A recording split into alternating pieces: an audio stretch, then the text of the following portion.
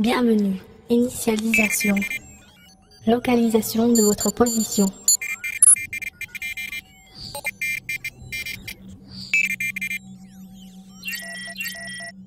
Bruxelles.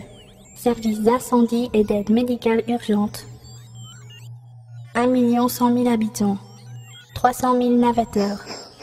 Zone de protection, 170 km².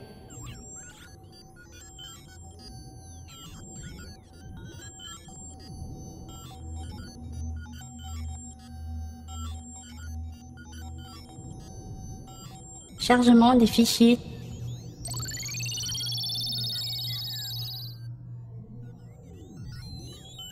Préparez-vous. N'oubliez pas de désactiver votre GSM. Lancement.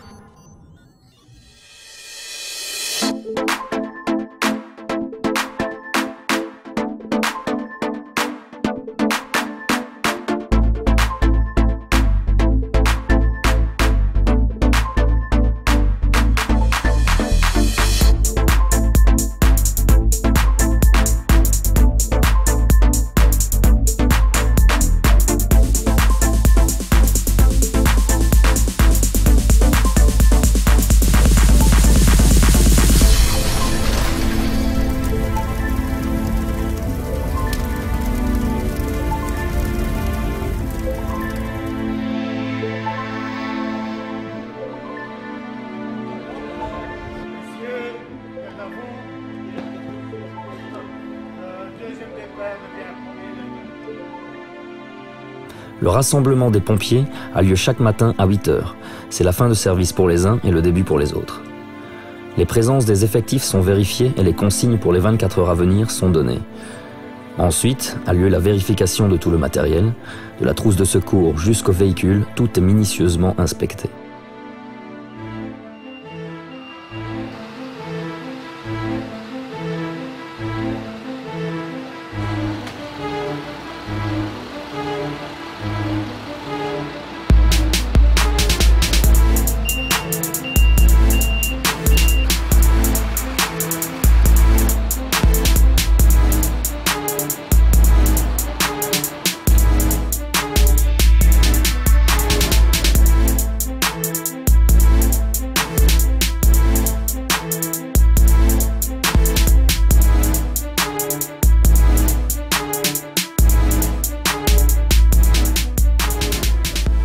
Le centre d'appel 112 couvre la région de Bruxelles-Capitale, mais également une partie de la province du Brabant wallon et du Brabant flamand. Il se situe à la caserne centrale, à l'avenue de l'Héliport. Ouvert à toute demande de secours non policière, c'est le tout premier maillon de la chaîne de secours en matière d'aide médicale urgente et d'incendie. Ce centre d'appel traite environ 500 000 appels par an, soit un appel toutes les 60 secondes. Les opérateurs donnent également les informations nécessaires aux équipes sur le terrain.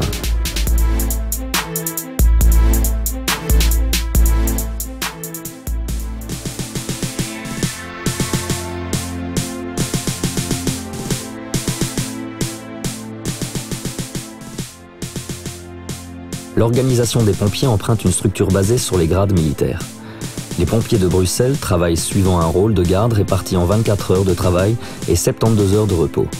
Par contre, les officiers effectuent des gardes de 24 heures tous les 8 jours, suivis d'un repos de 24 heures, et dans les 3 jours qui suivent, ils font des prestations administratives de 8 heures, telles que la prévention. Lorsqu'ils ne sont pas en service, tous les membres des services opérationnels peuvent être rappelés en cas d'événement grave. Ils sont tenus de rejoindre la caserne dans les plus brefs délais. Tout au long de leur carrière, ils doivent veiller à leurs conditions physiques. Elle sera vérifiée par des examens de la médecine du travail, ainsi que des épreuves physiques 2 fois par an.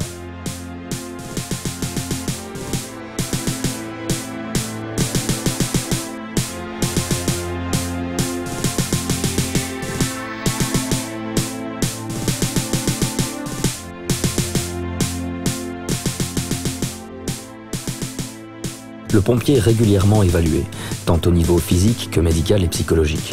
Il passe des tests d'aptitude, d'efficacité, de rapidité, d'endurance, cardiaque et est également formé aux nouvelles technologies qu'il pourrait mettre en œuvre lors de ses multiples interventions.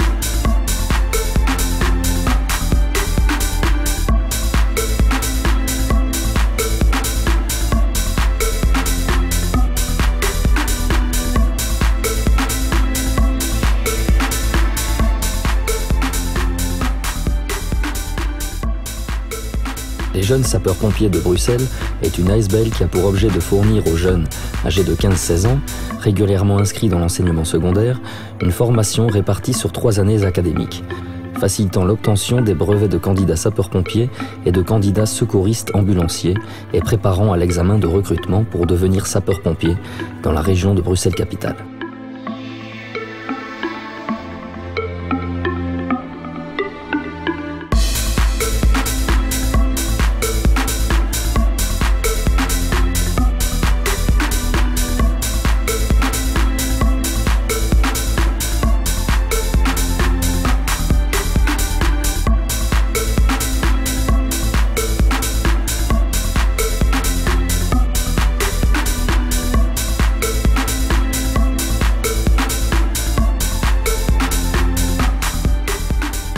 Régulièrement, de nouvelles recrues viennent grossir les rangs des pompiers.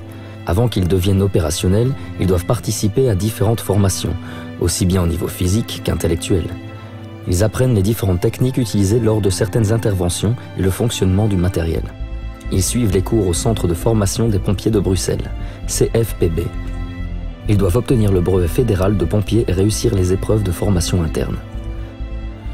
Les formations théoriques et pratiques durent 6 mois, suivies d'un stage de 6 mois dans un peloton.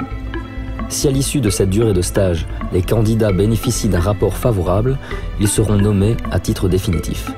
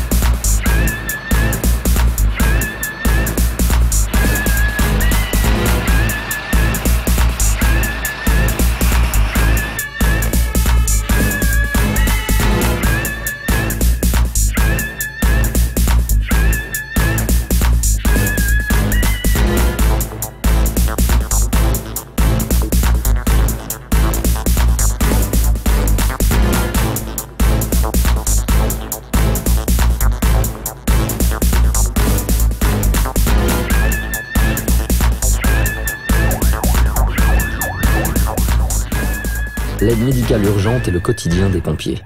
Actuellement, nous comptons environ 76 000 sorties ambulances par an. C'est une sortie toutes les 7 minutes, soit 208 par 24 heures. Pour les interventions incendie, nous comptons environ 14 500 sorties par an. C'est une sortie toutes les 40 minutes, soit 36 par 24 heures. Pour les interventions diverses, nous comptons aux environs de 7 000 sorties par an.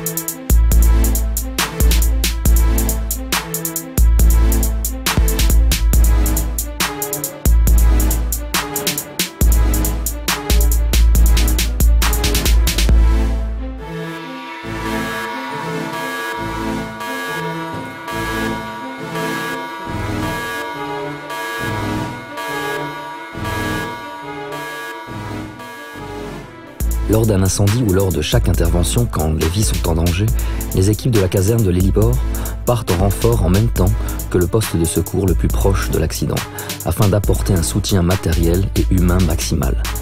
Ce double départ diminue les retards dus aux embarras de circulation.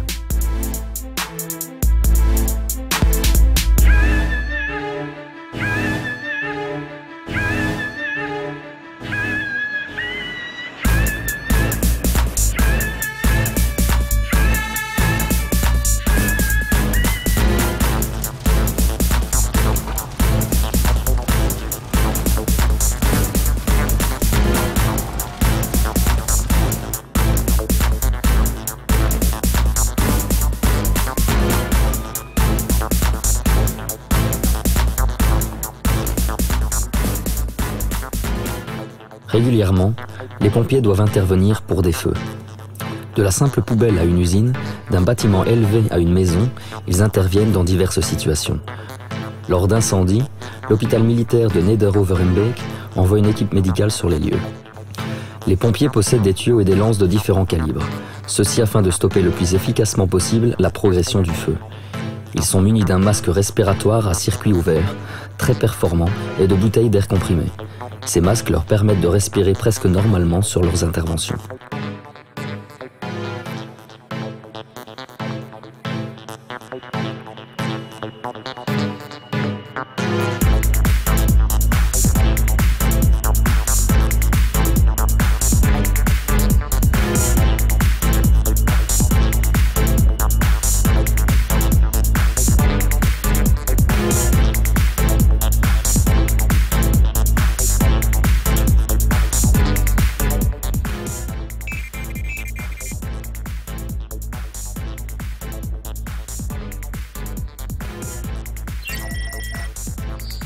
L'équipement du pompier se compose d'un casque et d'une cagoule, de gants inifugés, d'un pantalon et d'une veste inifugée, de bottes de cuir renforcées, d'une lampe de poche, d'un ceinturon de travail avec hache, cordenettes de sécurité et des mousquetons, de bouteilles d'air comprimées et d'un masque respiratoire.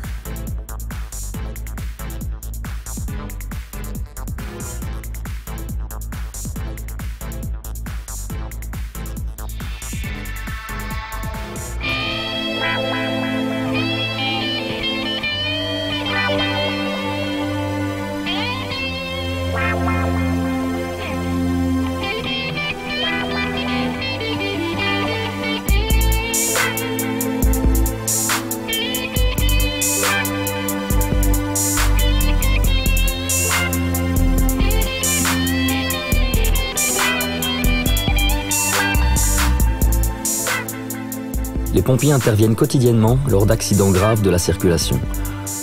Le camion de désincarcération est équipé d'un matériel très puissant. Les pinces et écarteurs hydrauliques, les pneumatiques de levage, tous ces outils permettent d'extraire et de libérer des victimes bloquées ou coincées hors de leur véhicule. La précision, la rapidité et la détermination de leur équipage est vitale pour le sauvetage des victimes.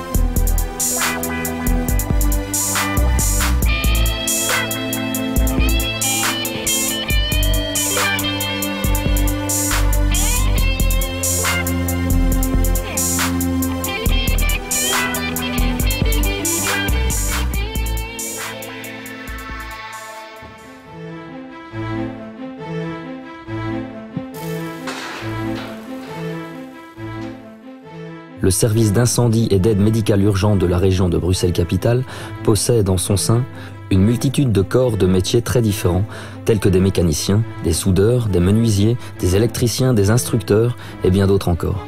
Ils contribuent tous au bon fonctionnement de la caserne et la rend autonome.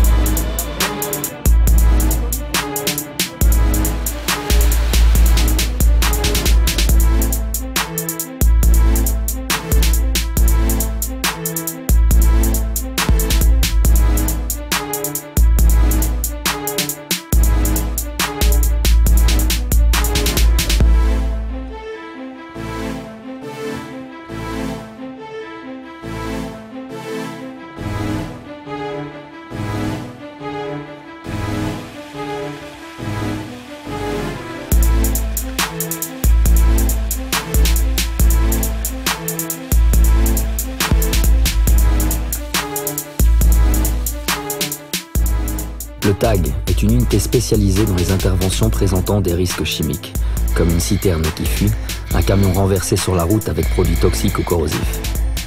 Les membres de cette équipe répondent aux contraintes physiques particulières qu'impose le port du costume anti-gaz et de l'appareil respiratoire à circuit fermé.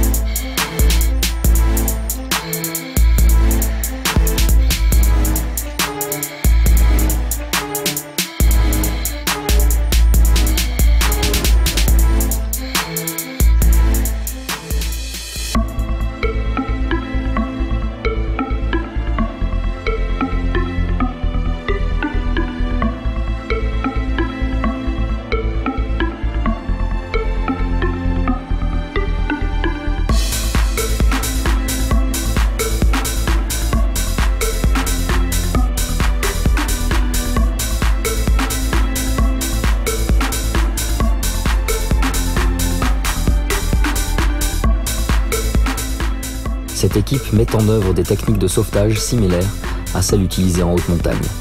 Elle assure entre autres les premiers soins rapides ou l'acheminement d'une équipe médicale spécialisée pour stabiliser avant son évacuation, une victime inaccessible par les moyens classiques. L'évacuation optimale des victimes difficilement accessibles, voire même des victimes intransportables. La sécurisation de personnel en cas de progression dangereuse.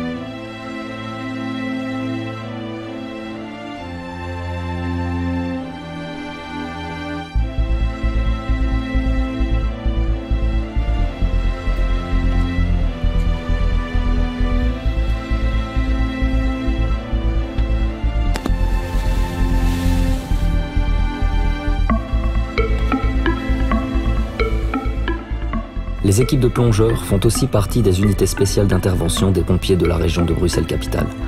Ces équipes sont destinées à différentes missions de secours et d'intervention subaquatique, comme une voiture tombée dans le canal, recherche de noyés, d'accidents de bateau ou encore pour mettre en place un barrage flottant en cas de pollution. Pour ces interventions, le bateau attaché sur le toit du camion est l'outil idéal. Tous sont titulaires de brevets officiels de plongée et certains sont qualifiés en travaux subaquatiques.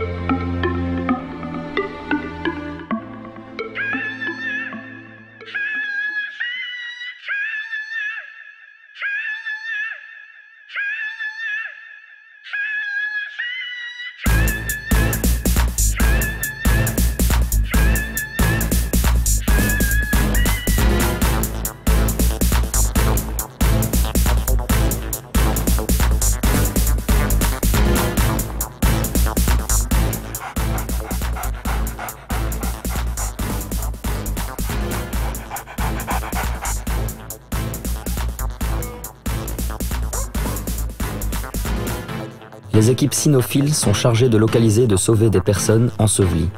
À la demande des autorités de police judiciaire, cette équipe recherche aussi des personnes disparues.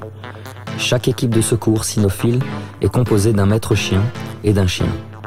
Ils vivent ensemble 24 heures sur 24, favorisant un climat de confiance totale pour intervenir en parfaite harmonie. Ces chiens doivent, pour être efficaces, avoir un entraînement régulier avec leur maître chien. Ils doivent être en osmose pour devenir une équipe soudée. Cependant, l'entraînement régulier restera la garantie du maintien de la bonne condition physique et psychologique des deux partenaires.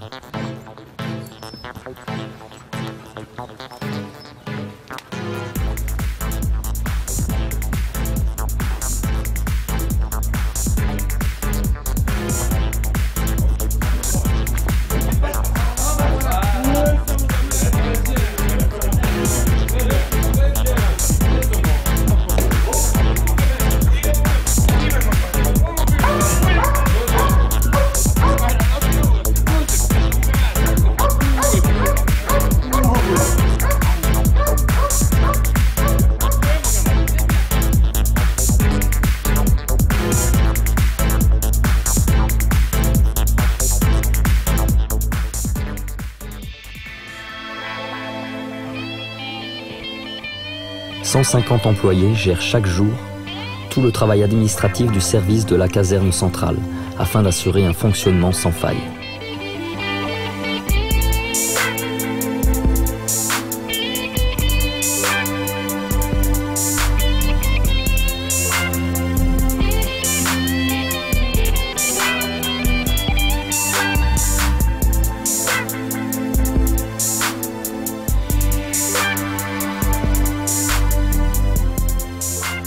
Tous les jours, des cartographes étudient, analysent et dressent des plans détaillés de la ville avec ses travaux, ses détournements, les déviations, les différents changements urbains. Cette cartographie assure la rapidité et l'efficacité des secours lors de leurs déplacements.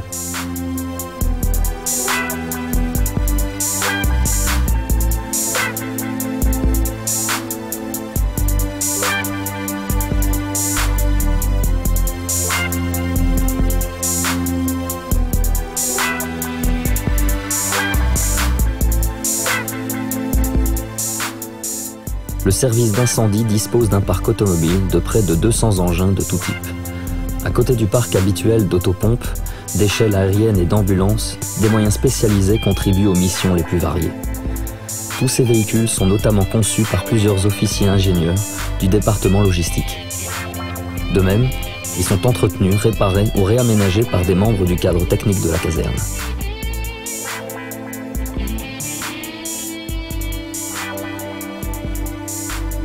Outre la lutte contre l'incendie, plusieurs missions particulières ont été mises à charge des pompiers.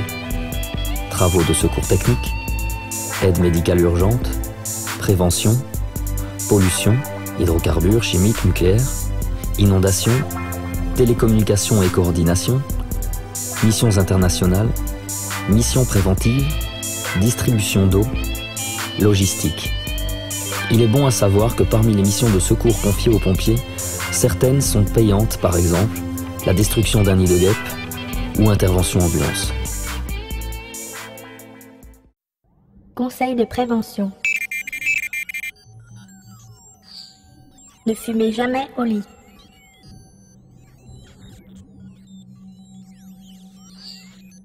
Éteignez bien les mégots de cigarettes avant de les jeter. Videz les cendriers le lendemain.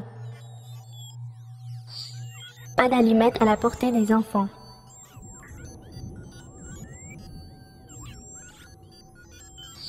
Ne surchargez pas votre installation électrique. Faites la chasse aux rallonges et dominos. Évitez les bricolages dangereux.